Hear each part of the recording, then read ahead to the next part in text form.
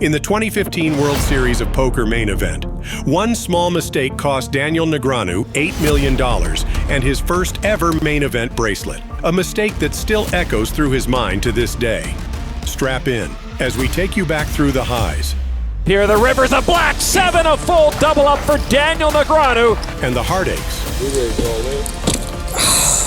of Daniel Negreanu's incredible 2015 main event run, and the unfortunate misstep that ultimately led to his elimination, falling just short of winning his first ever WSOP main event bracelet.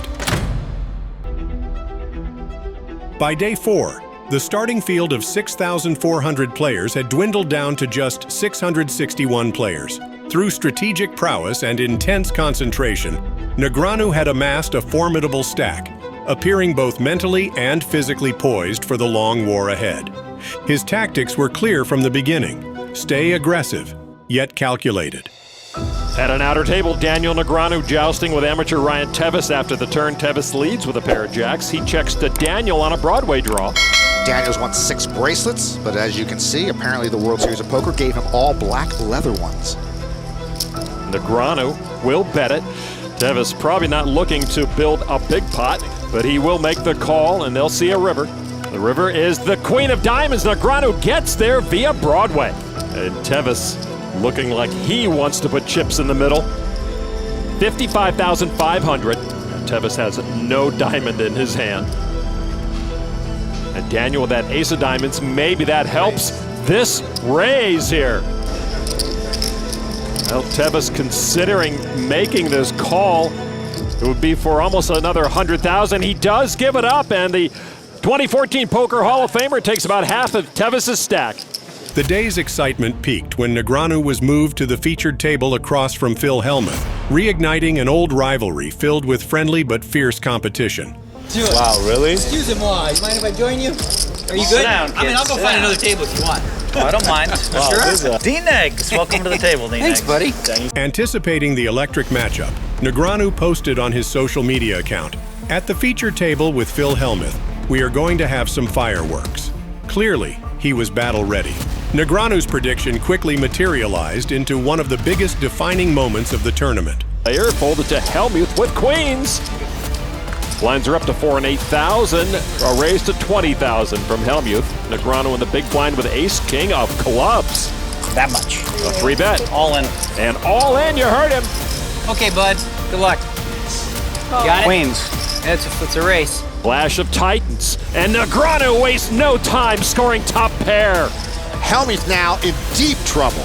A gut shot for Phil. Queen or a 10. Queen or a 10 or Hellmuth is gone. The river card is a 5, and it all comes crashing down for Phil Hellmuth. Daniel over 800,000 now. Negreanu's face showed a mix of relief and triumph as he raked in the chips. A monumental victory not just for the day, but possibly the entire tournament. By the end of the night, his stack had grown significantly, placing him well above the average and setting the stage for a deep run. Great day for Negreanu, but still too early to celebrate, as tomorrow would bring a whole new set of challenges.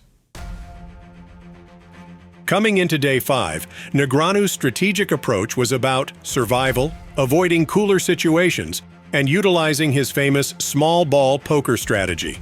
This strategy was quickly put to the test in an epic hand versus amateur player, Salvatore DiCarlo.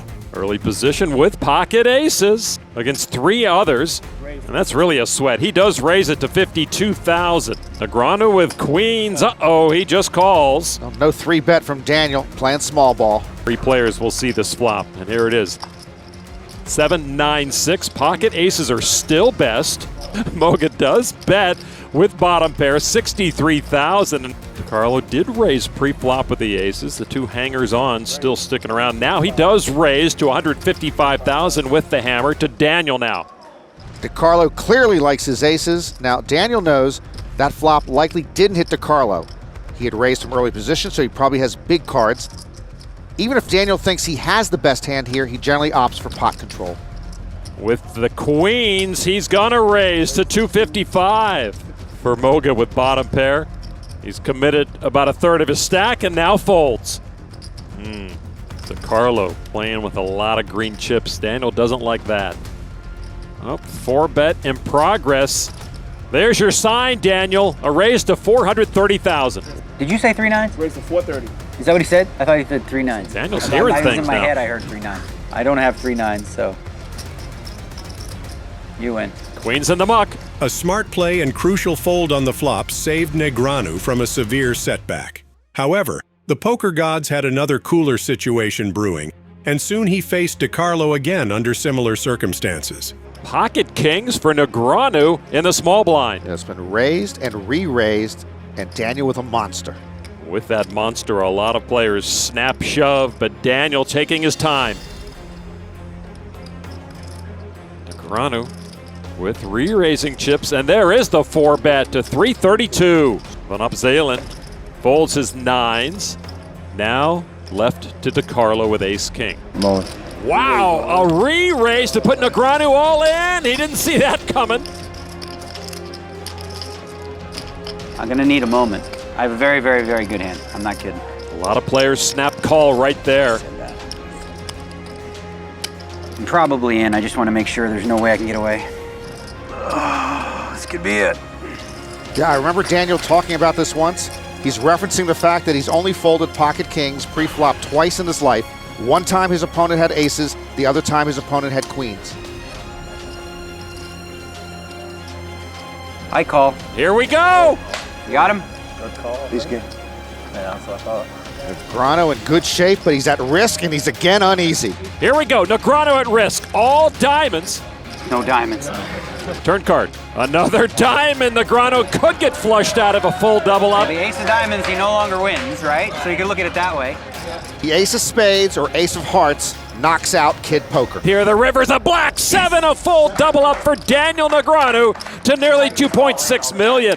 Negreanu's successful double up brought immense relief. By the end of the day, Negreanu had not only maintained, but improved his position in the tournament, finishing the day among the top 10 chip leaders. As the field narrows, will Negreanu be able to adapt his gameplay to conquer the increasing pressure?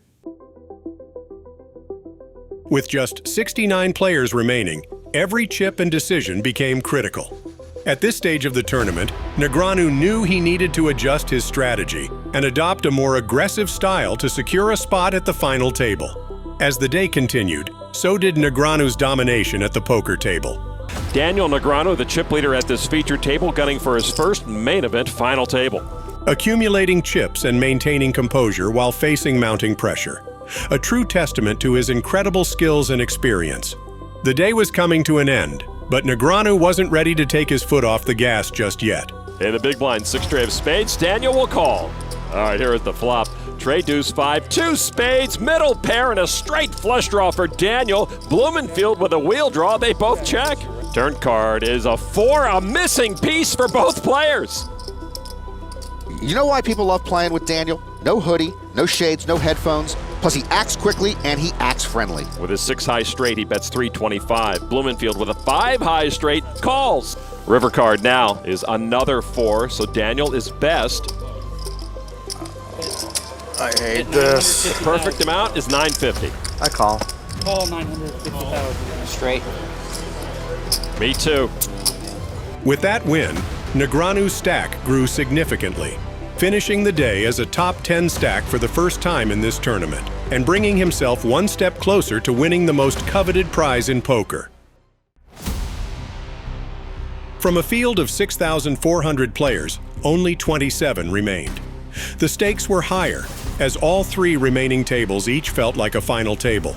Negreanu understood that in this stage of the tournament, you must become the hunter, not the hunted. Armed with a massive stack and a big appetite for poker, Negreanu felt mentally and physically prepared to take on any opponent. In the beginning, it was a roller coaster ride for him, experiencing significant swings in his chip stack, but never allowing his frustration to take over. As the field narrowed down to 19, a pivotal moment occurred. A player was eliminated, and the final 2 tables were now set. At this critical juncture, all players had now effectively stepped into the lion's den, as a new epic battle was about to begin. But the one that had everyone on the edge of their seats was the intense battle between Daniel Negreanu and the eventual winner of this event, Joe McKeehen. Cards were in the air, and Negreanu wasted no time getting off to a hot start. taking down small but crucial pots and winning important pre-flop all-in situations. The river card is an ace! Sorry, buddy.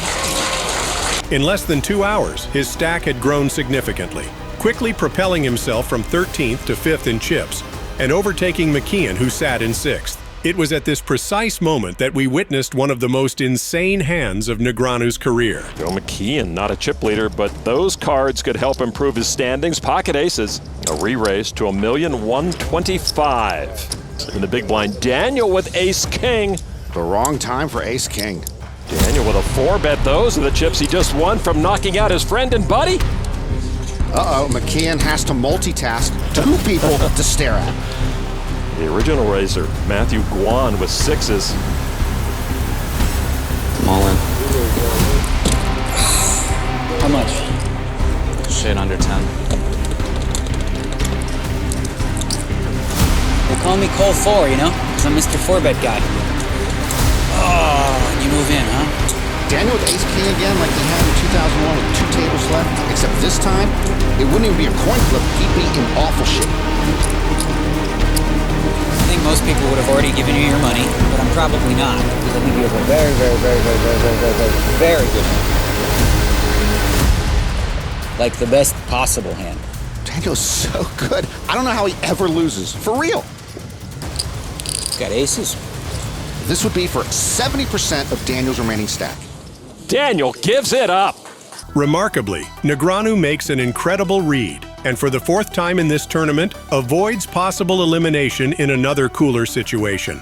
Although he made an amazing fold, this hand caused a huge momentum swing in Negreanu's game, slowly turning the tables in McKehen's favor.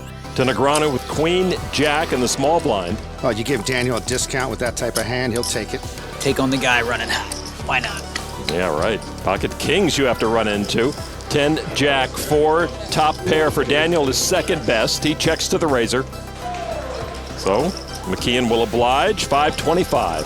Negreanu has to feel he's got the upper hand poker-wise, maybe, and experience. He's just going to come along for the ride. No raise there. Turn card now.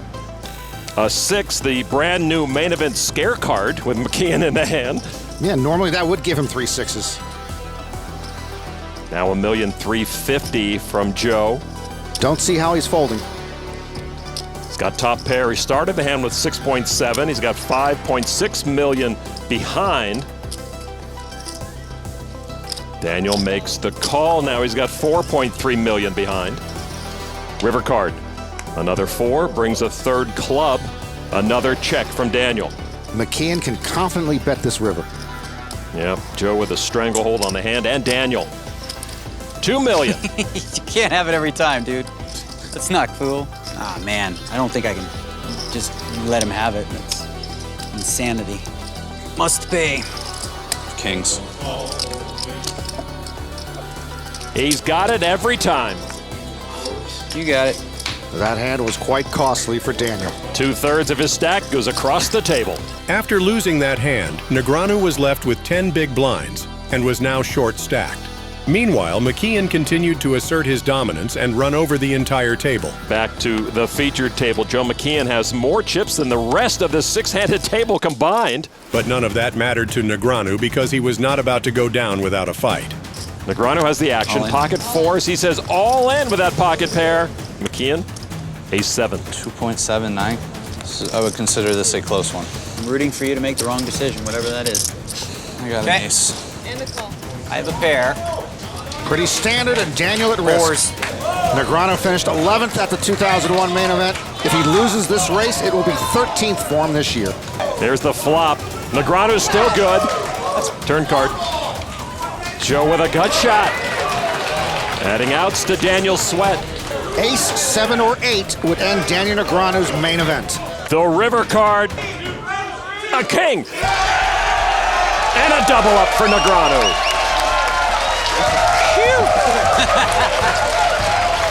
Shockingly, Negreanu's pocket 4s hold, and he wins a crucial pot versus McKeehen to keep his main event dreams alive. A few hands later, he picks up more chips after shoving all in versus McKehen's open raise. Although he was still short-stacked, the tables seemed to be slowly turning back in Negreanu's favor.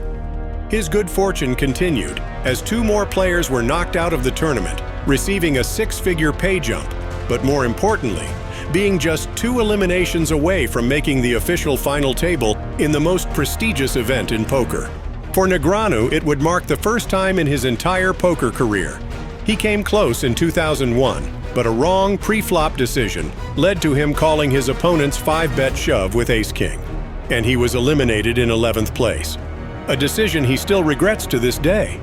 Armed with 12 big blinds and a second chance at redemption, Kid Poker was looking to capitalize off past mistakes.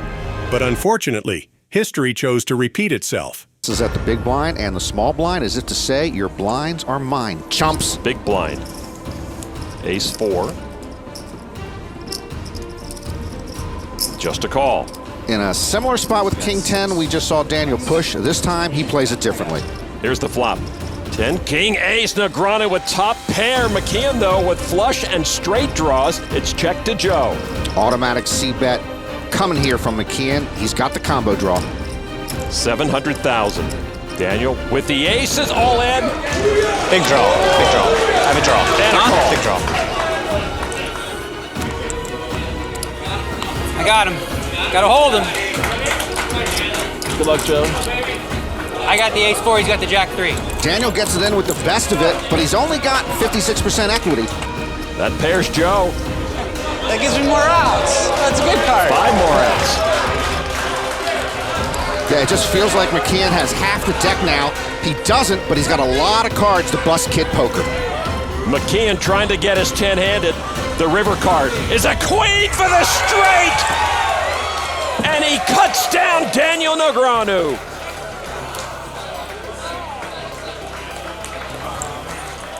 11th 14 years ago, 11th again. With just 12 big blinds, Negreanu's decision to just call pre-flop instead of re-raising all in was a costly mistake, resulting in his elimination and destroying his chances of winning the $7 million first place prize and the coveted main event bracelet.